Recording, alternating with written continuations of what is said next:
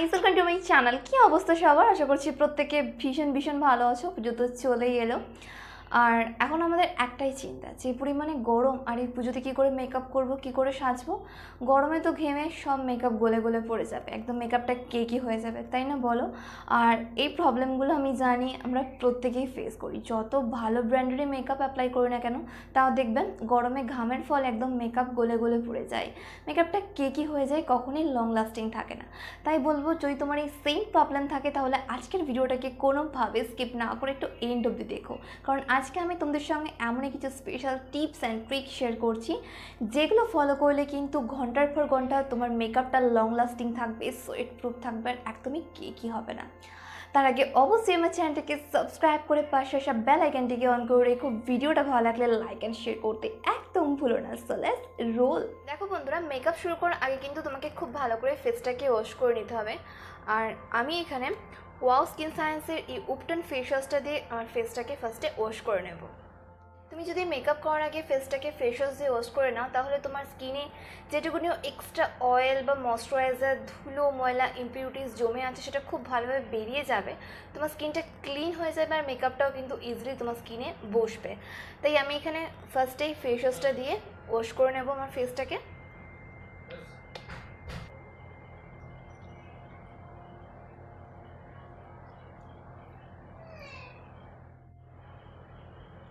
স্কিনটাকে খুব ভালো করে টাওয়াল ড্রাই করে নেওয়ার পর আমি এখানে টোনার অ্যাপ্লাই করব। তোমরা যে কোনো টোনার ব্যবহার করতে পারো তোমার স্কিন টাইপ অনুযায়ী, অথবা রোজ ওয়াটার ইউজ করতে পারো, এতে স্কিনটা হাইড্রেট থাকবে।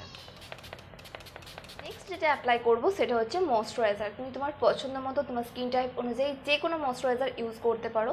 ময়শ্চারাইজার ইউজ করলে স্কিনটা সফট থাকবে, প্লাম থাকবে, আর তোমার মেকআপটা অনেকক্ষণ তোমার স্কিনের মধ্যে স্টেও করবে। এছাড়া যে ড্রাইনেসের মতো প্রবলেম, দেখবে মেকআপ করলে স্কিনটা জায়গায় জায়গায় ড্রাই হয়ে যায়, মানে ড্রাই প্যাচেস দেখা যায় ফাউন্ডেশনে। তাই অবশ্যই মেকআপ করার আগে খুব ভালো করে ফুল ফেসে একটা ভালো ময়শ্চারাইজার অ্যাপ্লাই করে নেবে। আর আমি এখানে নিভিয়া সফটটা ইউজ করছি।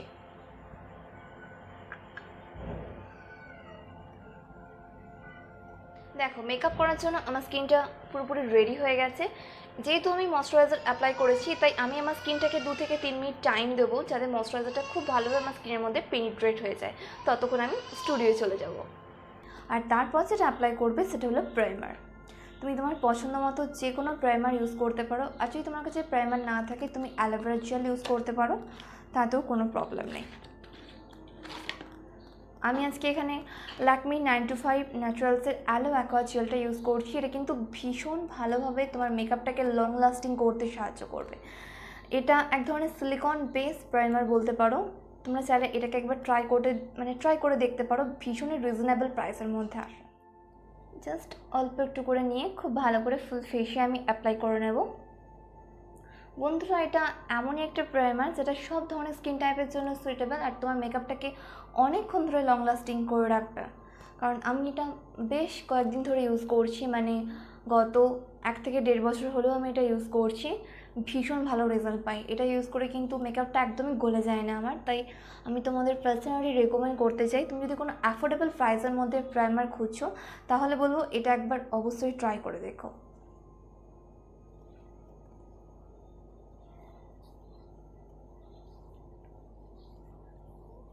খুব ভালো করে আমি ফুল ফেসে এটাকে অ্যাপ্লাই করে নেব।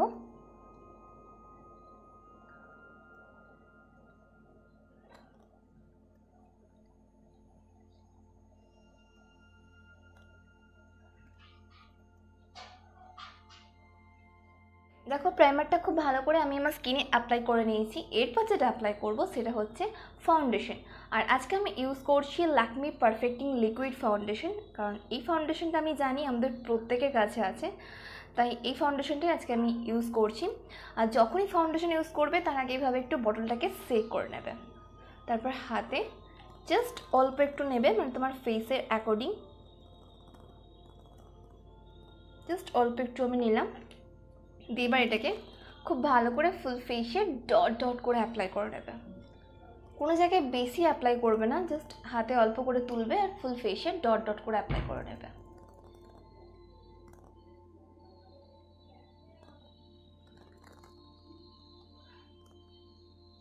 ফাউন্ডেশনটাকে আমি খুব খুব ভালো করে আমার ফুল ফেসে ব্লেন্ড করে নেব। আমি যেহেতু ফুল ফেসে ডট ডট করে এটাকে অ্যাপ্লাই করে রেখেছি, তাই এটা ইউজ করা ভীষণ ইজি হয়ে গেছে। মানে ফুল ফেসে ইভেনলি ফাউন্ডেশনটা ব্লেন্ড হয়ে যাবে।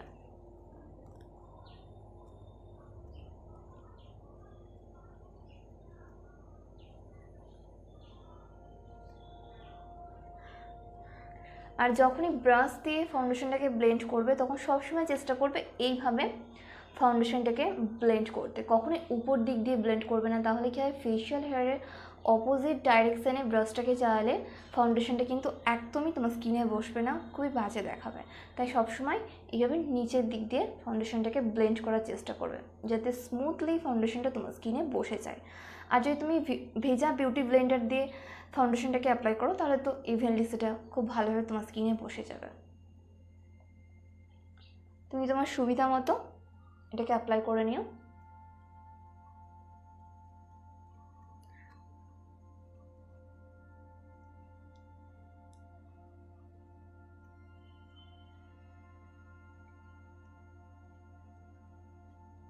দেখো ফাউন্ডেশনটা তো আমি অ্যাপ্লাই করে নিয়েছি, এরপর অ্যাপ্লাই করতে হবে কনসিলার। হ্যাঁ বন্ধুরা, আন্ডার আইটাকে একটু হাইলাইট করার জন্য কিন্তু ফাউন্ডেশনের পরেই তোমাকে কনসিলারটা অ্যাপ্লাই করতে হবে।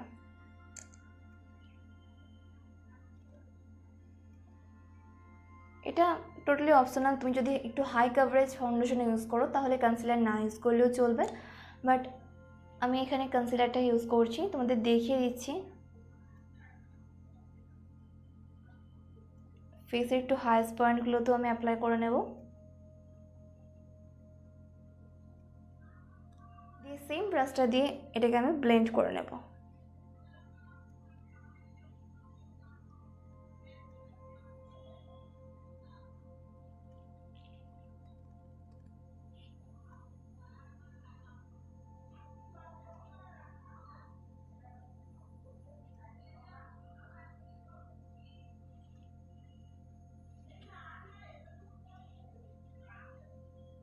দেখো ফাউন্ডেশন এবং কনসিলার দুটোই আমার অ্যাপ্লাই করা হয়ে গেছে, স্মুথ লাগছে কত দেখো স্কিনটা। এবার মেকআপটাকে লং লাস্টিং করার জন্য আর সোয়েট প্রুফের জন্য আমি কম্প্যাক্ট পাউডার ইউজ করছি যাতে আমার মেকআপটা অনেকক্ষণ ধরে স্কিনের মধ্যে স্টে করে। তোমরা চাইলে লুজ পাউডারও ইউজ করতে পারো, বাট আমি আজকে কম্প্যাক্ট পাউডারটা ইউজ করছি। এইভাবে নিয়ে ফুল ফেসে ড্যাব ড্যাব করে অ্যাপ্লাই করবে, কখনোই রব করবে না স্কিনের মধ্যে, তাহলে কী হয় মেকআপটা সরে যাবে, ফাউন্ডেশনটা একদম কেকি হয়ে যাবে। তাই এইভাবে কম্প্যাক্ট পাউডারটাকে নিয়ে এভাবে ড্যাব ড্যাব করে ফুল ফেসটাকে অ্যাপ্লাই করে নেবে। এতে দেখবে ঘামটাও কম হবে আর মেকআপটা দেখবে অনেকক্ষণ তোমার স্কিনে স্টে করবে।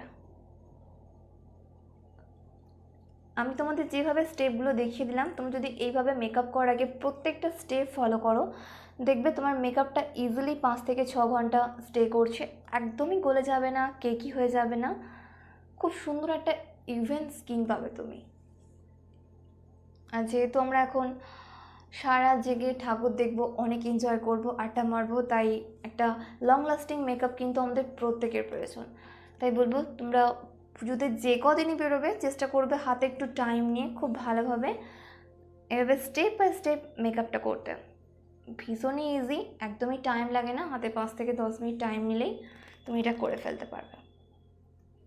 খুব ভালো করে তোমাকে ফুল ফেসে কম্প্যাক্ট পাউডার দিয়ে ফেসটাকে সেট করে নিতে হবে যাতে ফাউন্ডেশনটা সরে না যায়।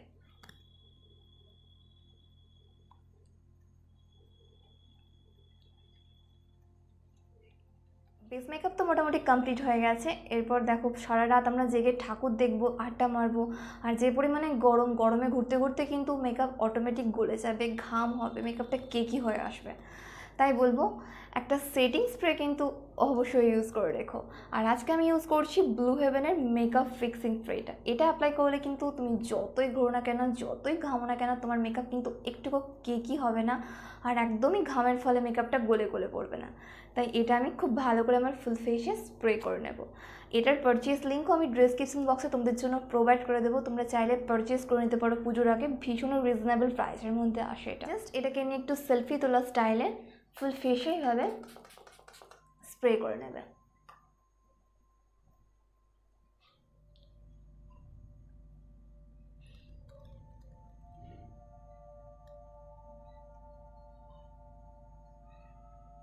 ঠোঁটে হালকা লিপস্টিক, চোখে কাজল অ্যাপ্লাই করে আমার ফাইনাল লুক। আমার স্কিনটা থেকে কতটা ইভেন টোন লাগছে, মেকআপটা কত স্মুথ লাগছে দেখো।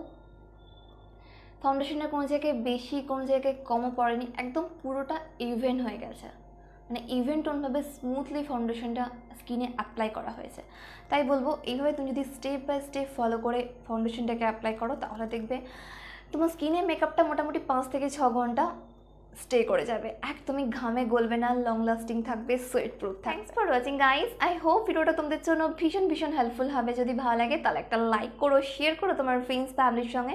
ফার্স্ট টাইম দেখলে চ্যানেলটাকে সাবস্ক্রাইব করতে কিন্তু একদম ভুলো না। তোমরা আমাকে ফলো করতে পারো ফেসবুক অ্যান্ড ইনস্টাগ্রামে, যেটার লিঙ্ক তোমরা ডেসক্রিপশন বক্সে পেয়ে যাবে। ততক্ষণ খুব ভালো থেকো, নিজের খেয়াল রেখো, নিজেকে ভালোবেসো, আর মনে রেখো লাভ ইউ অল।